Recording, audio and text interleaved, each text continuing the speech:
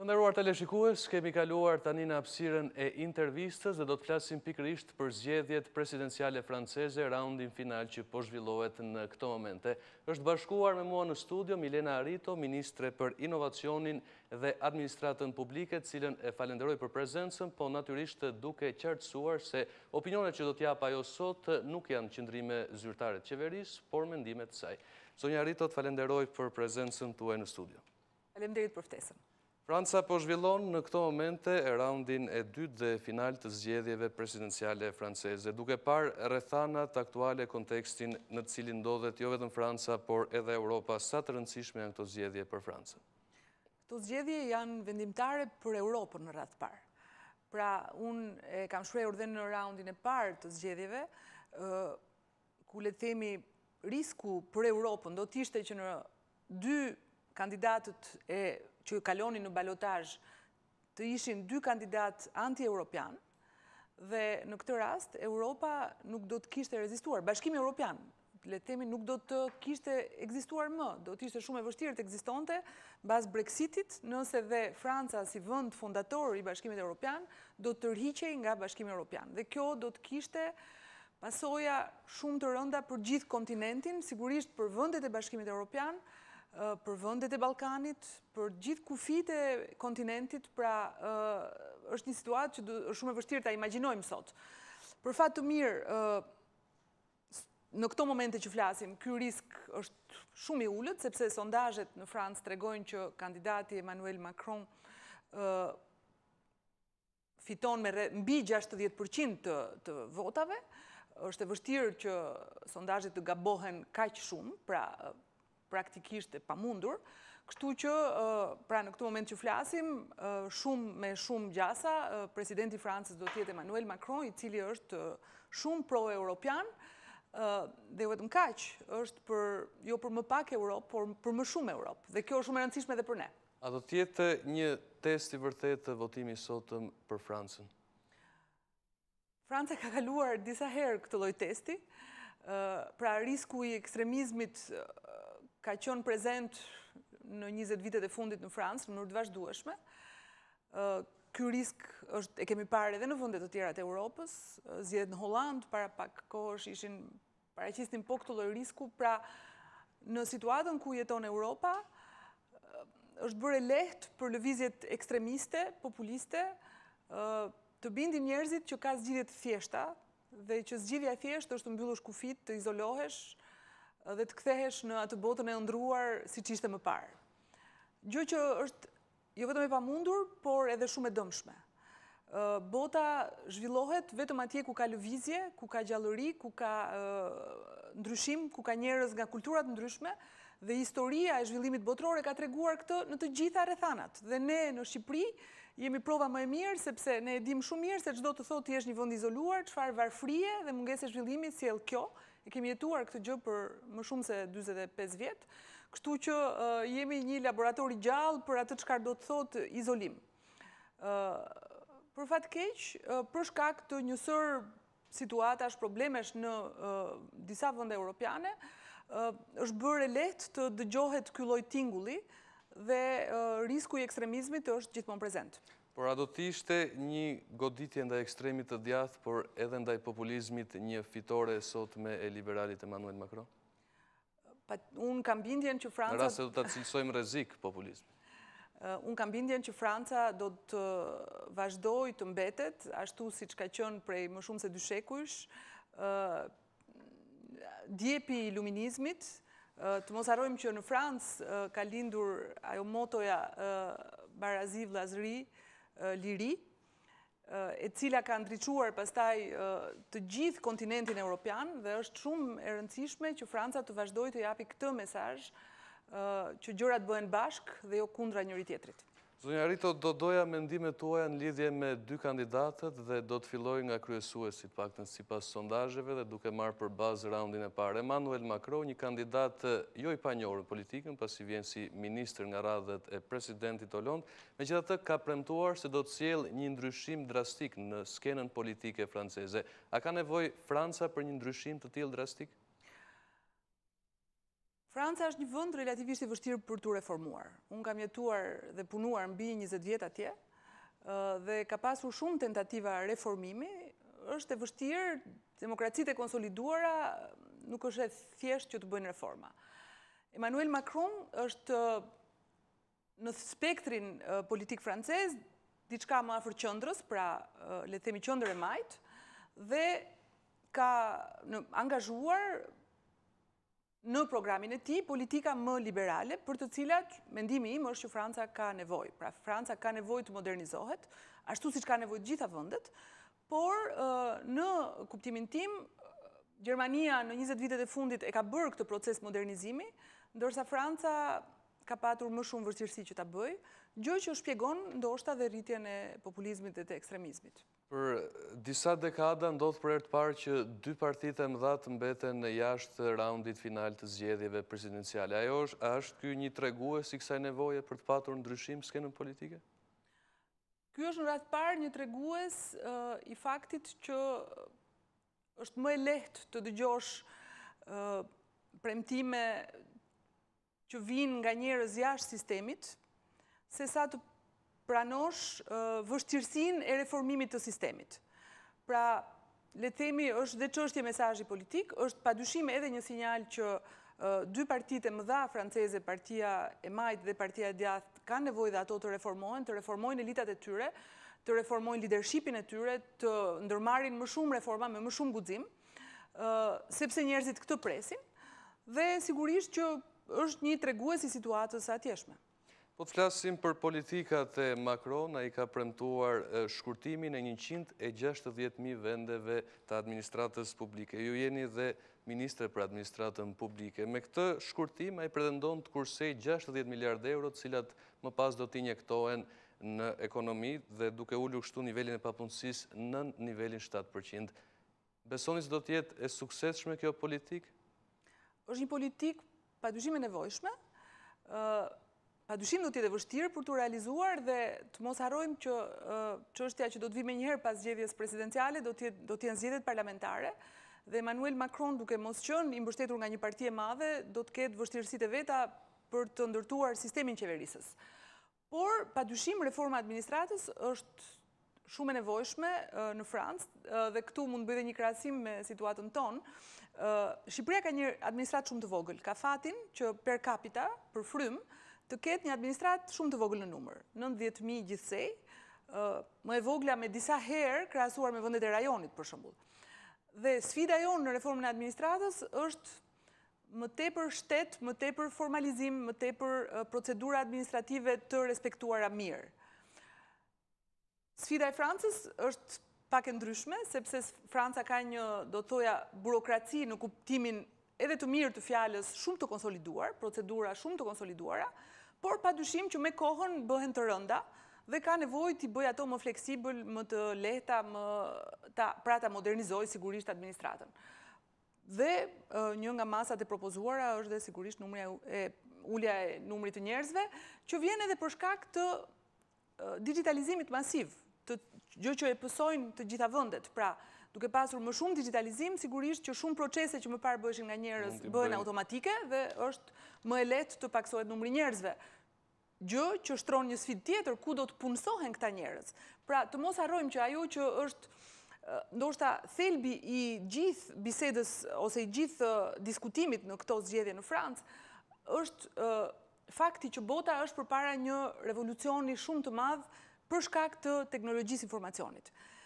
Gjë që do të thotë që vendet e punës kërkojnë njerëz më të formuar, më të përgatitur për të qenë fleksibël, për të ndryshuar vende pune, pra kërkojnë më shumë përpjekje nga njerëzit. Dhe që të ndodhi kjo nuk është e thjeshtë, është e dhimbshme, duhen më shumë para për të formuar njerëzit, për të ndihmuar pra që të pranojnë këto sfida. Por kjo sfidë është e vërtetë për të gjitha vendet. Pra, ky revolucion digjital në të cilin ndodhemi, do ta shtrojë këtë sfidë të punësimit në të gjithë vendet. Ka patur në fakt thirrje të shumta nga zyrtarë të lartë Bashkimit Evropian, por edhe të shteteve të tjera, të cilët duket sikur e kanë përkëdhelur Emanuel Macron edhe Barack Obama para disa ditësh pati një mbështetje për të. Mendon se është kjo një interferencë në një proces demokratik apo është e shëndetshme kjo ndërhyrje? Unë mendoj që të mbrosh vlera demokratike është gjithmonë e nevojshme dhe gjithë ata që besojnë në këto vlera demokratike kanë të drejtën e tyre t'i mbrojnë ato dhe t'a thonë këtë gjë. Dhe preferoj mbështetjen që bën presidenti Obama krahasimisht me atë që ndodhi ndoshta 48 orët e fundit, nuk e dia e keni ndjekur, që quhej Macron Leaks, pra u piratuan të gjitha dokumentat, kontratat, e-mailet e gjithë stafit të fushatës Emanuel Macron, u publikuan në një portal 4chan, që është një portal afër ekstremeve të djathta, u retweetuan dhe u shpërndan në rrjete kryesisht nga forcat pranë ekstremeve të djathta, gjë që na vë dhe njëherë përballë faktit që jemi shumë vulnerabël të gjithë ndaj transparencës digitale. Nga ana tjetër kemi kandidaten e ekstremit të djathtë Marine Le Pen. Komenti juaj për këtë kandidate që ka disa vite në politikë, vjen nga një parti e cila më herët drejtohej nga babai i saj dhe që mbështet frymën e ekstremit të djathtë, një ide që ndoshta lufta e dytë botërore na ka treguar se mund të jetë e rrezikshme. Lufta e dytë botërore na ka treguar që ka qenë ekstremisht e rrezikshme. Babai i saj ka drejtuar këtë parti të ekstremit të djathtë në një formë shumë ekstreme. Le të themi, Marine Le Pen ka bërë një përpjekje për ta bërë pak më të pranueshme për mentalitetin francez, të gjithë politikën e ekstremit të djathtë. Sidoqoftë mbetet një politikë e ekstremit të djathtë. Dhe me gjithë rreziqet që ajo përfaqëson për Francën dhe me gjithë rreziqet që përfaqëson duke u shprehur qartë që është anti-europiane.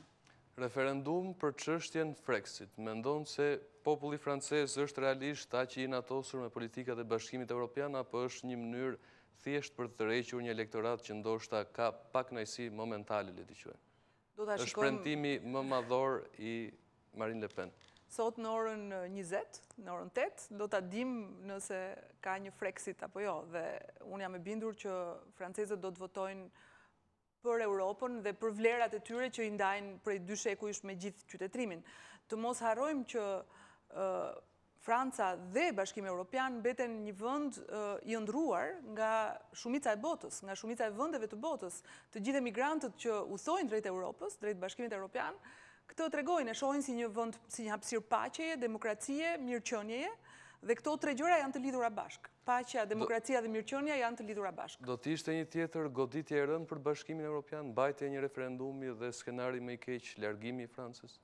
Unë mendoj që do të ishte shumë e vështirë që Bashkimi Evropian t'i mbijetonte largimin të Francës.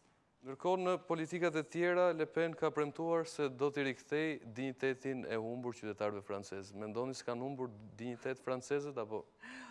Unë nuk mendoj fare që francezët kanë humbur dinjitetin.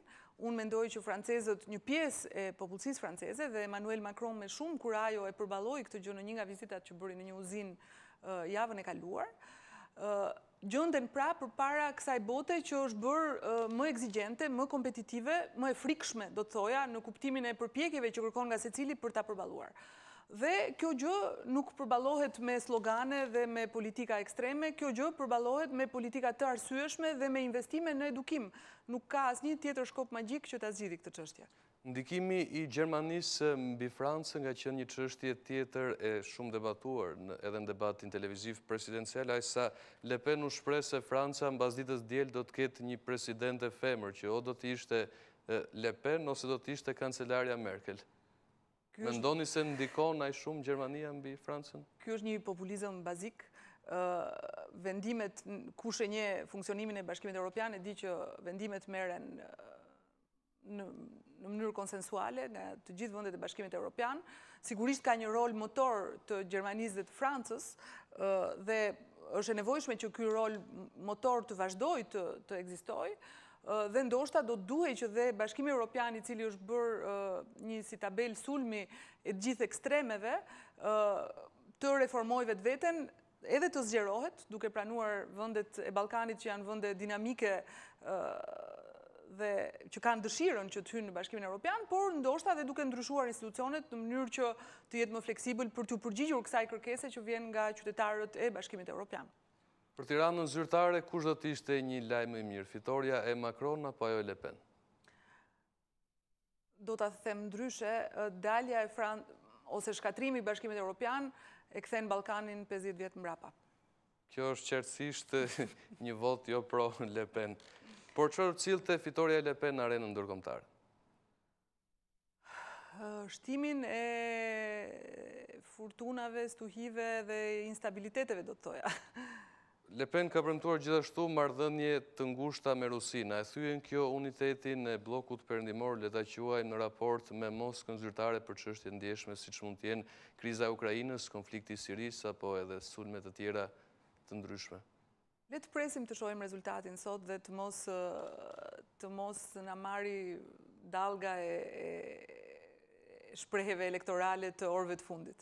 Me që e zauruam temën e çështjes të zgjedhjeve presidenciale franceze, nëse do të më lejoni, doja t'ju adresoja edhe një pyetje për postin tuaj si Ministre e Inovacionit dhe Administratës Publike. Ndoqëm edhe pak më parë kronikën, ju ishit në Singapur ku prezantuat reformën për shërbimet publike. Mund të na thoni diçka më tepër për këtë?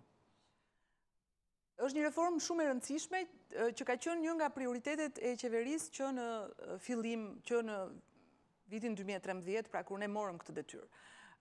Ne ishim shumë të ndërgjegjshëm që qytetarët shqiptarë në sportelet e shtetit, në zyrat e shtetit, nuk marrin shërbimin që meritojnë. Dhe këtu është vendi për të thënë që ishte shumë e nevojshme t'ju kthehej dinjiteti i qytetarëve shqiptarë në zyrat e shtetit. Pra, kur shkojnë në një zyrë, të ndihen aty si klient dhe jo si viktime radhës e atij pronarit të zyrës që është në fakt punonjësi publik. Që për tepër paguhet me takset e atij. Pikrisht. Është i paguar nga ai që shkon të marrë shërbimin, pra nga qytetari. E lehtë për t'u thënë, jo aq e lehtë për t'u realizuar, sepse kjo gjë duhet të mos varet nga njerëzit. Pra, ne kemi, dhe kryeministri e ka thënë shumë herë, ne nuk besojmë që njerëzit janë ëngjëj ose djaj. Ne besojmë që duhet ndërtuar një sistem që i bën njerëzit të sillen mirë. Të sillet ashtu siç duhen. Dhe për këtë arsye, kjo reformë u mbështet nga Banka Botërore dhe nga UNDP-ja, pra unë vetë ndërtova një projekt me stafet e mia për të bindur bankën. UNDP është programi i zhvillimit pra në OKB-s. Të UN-it, po, të Unionit. Organizatës së Kombeve të Bashkuara. Dhe, pra, unë ndërtova një projekt me stafet e mia, një projekt shumë të madh, i cili u mbështet në radhë parë nga qeveria italiane, pastaj më pas nga një kredi e butë e Bankës Botërore, dhe kjo ishte nevojshme jo vetëm për parat që u dhanë, por edhe për ekspertizën e madhe të nevojshme për këtë reformë shumë komplekse. Dhe unë do të thoja një nga rezultatet e prekshme për të cilën isha ftuar dhe në Singapur për ta paraqitur si një histori suksesi për vendet tjera që kanë probleme të ngjashme me ne, ishte krijimi i një agjencie të përqendruar të shërbimeve publike, që është ADISA, e cila ka filluar të bëhet tashmë e njohur, ka hapur 3 pika në Tiranë, në zyrën e pasurive të paluajtshme në Tiranë, në Kruj një zyrë të përqendruar ku ka 6 institucione, dhe po ashtu në Kavaj. Dhe shumë shpejt hapet Fieri për 2-3 javë dhe pasti me njëherë Gjirokastra në fillim ditët e para të muajit qershor. Dhe këto zyra të integruara pra perceptohen nga qytetarët që shkojnë atje, dhe këtë unë e marr gjithmonë si një kompliment, si një kompani private. Pra njerëzit mendojnë që ADISA është një kompani private. Në të vërtetë, e kam thënë gjithmonë, e kam thënë në parlament, po e them këtu përsëri, ADISA është një agjenci publike, me punonjës publik. Por, pikërisht sepse kemi krijuar sistemin që e kontrollit nga të gjitha anët të njerëzve që shërbejnë në sportele dhe kontrollit të agjensive të cilat duhet të japin shërbimin, kemi bërë një digitalizim masiv, pikërisht për këto arsye, shërbimi që marrin qytetarët në këto zyra është shumë i ndryshëm. Dhe së shpejti kjo reformë do të shtrihet pastaj në të gjithë territorin, në të gjitha bashkitë e vendit. Shumë është bërë, por shumë betet për të bërë e dëgjojmë vazhdimisht nga kryeministri. Dëgjuam pjesën shumë është bërë, po çfarë është për të bërë akoma në administratën publike? O, sa shumë është për të bërë akoma. Cilat aspekte ndoshta mund të jenë ato që mund të përmirësohen? E para është, kjo reformë duhet shtrirë në gjithë territorin. Pra, shtrirja në gjithë territorin do të kërkojë ende 1 deri në 2 vjet, në mënyrë që çdo qytetar ta preki këtë shërbim vet. Ne po ndërtojmë dhe disa unitete lëvizëse, pra le të themi mini autobuza, të cilët do ta çojnë këtë shërbim edhe në zonat më të largëta dhe do të jenë gati rreth muajit shtator. Do të vazhdojë digitalizimi masiv, do të ngrihet një sistem kombëtar i ankesave, sepse sot një nga problemet e mëdha që kanë qytetarët në sportelet e shtetit akoma është që kur shkojnë të ankohen, nëse nuk janë të kënaqur me shërbimin që kanë marrë, shkojnë të ankohen dhe ankohen po tek ai sportel i cili ka dhënë përgjigjen e parë. Pra, patjetër marrin të njëjtën përgjigje, nuk ka një sistem paralel ankesash. OSHE e ka ngritur këtë sistem paralel ankesash dhe i funksionon shumë mirë. Dhe ne jemi duke ngritur në rang kombëtar për 9 ministri për 20 institucione. Pra, gjitha kjo do të vijojë. Digitalizimi masiv do të vijojë me synimin që deri në vitin 2025, po unë shpresoj dhe më shpejt, në administratën shqiptare mos qarkullojë më asnjë fije letër. Qarkullimi i dokumentave të jetë vetëm elektronik. Pra, kjo reformë është e gjithanshme dhe nga ana tjetër është shumë e lidhur edhe me performancën e punonjësve publik, ku lidhet me aspektin tjetër të reformës administratës që ne kemi filluar me sistemin e rekrutimeve në shërbimin civil dhe me shtimin e trajnimeve për në punësit, por duhet të vazhdojë me një sistem të performancës së këtyre në punësve që të jetë i lidhur me produktin që ata sjellin. Pra, dhe këtu mund ta lidhim me bisedën që sapo bëm për reformën në Francë, rritja e performancës administratës është një sfidë për gjitha vendet. Matja e kësaj performance me sistemet caktuara është gjithashtu një sfidë. Dhe këtu ka ende shumë për të bërë. Zonja Harito, të falenderoj edhe një herë për prezencën në studio. Shumë faleminderit ju për ftesën.